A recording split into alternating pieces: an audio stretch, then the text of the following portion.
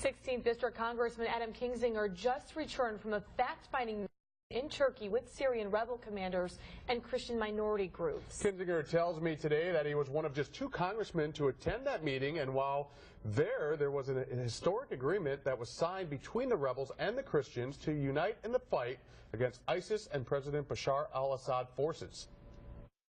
Bashar al-Assad is not our friend. Anybody that thinks that he's somehow the protector of Christian minorities or he's some good guy, I will dispel that notion immediately. He's nothing but a murderous thug bent on simply keeping his own power and dividing his own people against each other. Now, Kinzinger went from Turkey to Iraq, where he met with leadership from Kurdish forces to learn firsthand how the campaign against ISIS has been working. Quite an impressive international trip. And find out his thoughts on that tonight on 23 News, update at 10.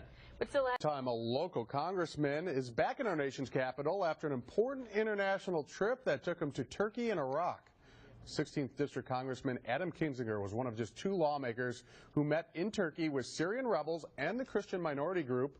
While there, Kinzinger helped broker what he called an historic alliance between the two in the battle against ISIS and Syrian President Bashar al-Assad's forces.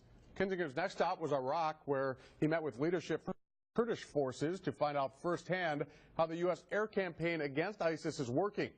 Kinzinger tells me one thing U.S. military leaders in Iraq told him that was quite concerning. They made the comments that this is one of the best fighting forces that we've ever faced. ISIS is good. They're good at what they do. They're well financed by their oil money, and they're well armed. So it's going to be a serious situation. I don't think we're at the point of ground troops yet, but like I said, I think we have to be very intense and concentrated in crushing these people. Kinzinger is also calling for a no-fly zone over Syria.